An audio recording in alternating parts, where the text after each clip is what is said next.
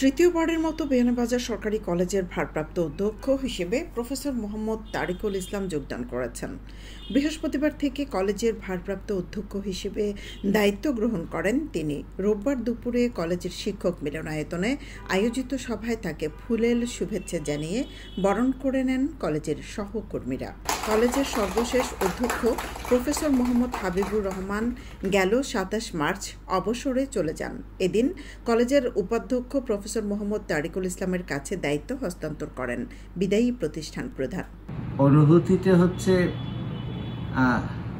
আনন্দ এবং সেই সাথে কিছুটা বিষাদও আছে। আনন্দ এই কারণে, আনন্দটা হচ্ছে যে ভারপ্রাপ্ত অধ্যক্ষ হিসেবে কাজ করা, আর বিষয়টা হচ্ছে আমার অধ্যক্ষ মহোদয় চলে গেলেন। অধ্যক্ষ মহোদয় থাকলে একসাথে সব কাজ আমরা করতে পারতাম। এখন একাই আমাকে কি করতে হবে, গোটা কলেজের কাজটা সামলাতে হবে।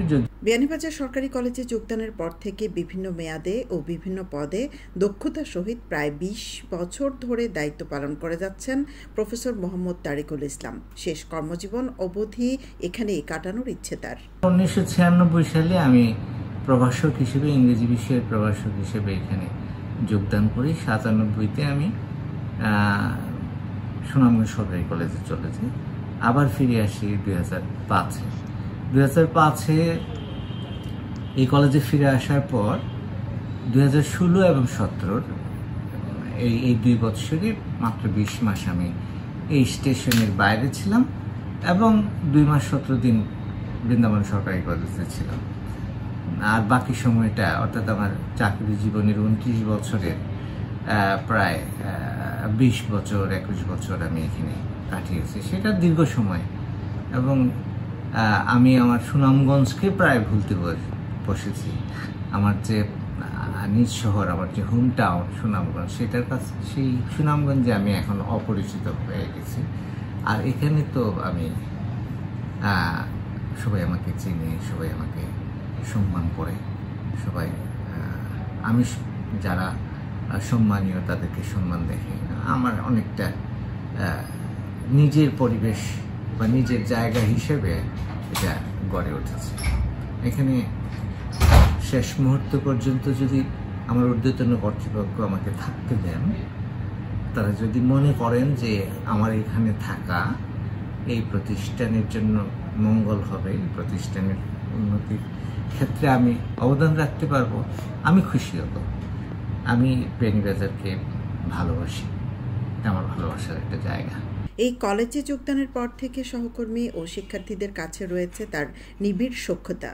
তাই আগামীতেও এই দায়িত্ব পালনে সকলের সহযোগিতা কামনা করেন তিনি। আমার সম্মানিত সহকর্মীরা রয়েছেন, জ্যেষ্ঠ সহকর্মীরা রয়েছেন, ওনারা সবসময় আমাকে কাজে সাহায্য করবেন, আমি সেই বিশ্বাস করি। কারণ ওনাদের সাথে আমি দীর্ঘদিন থেকেই আমার কাজের অভিজ্ঞতা রয়েছে। ওনারা সবাই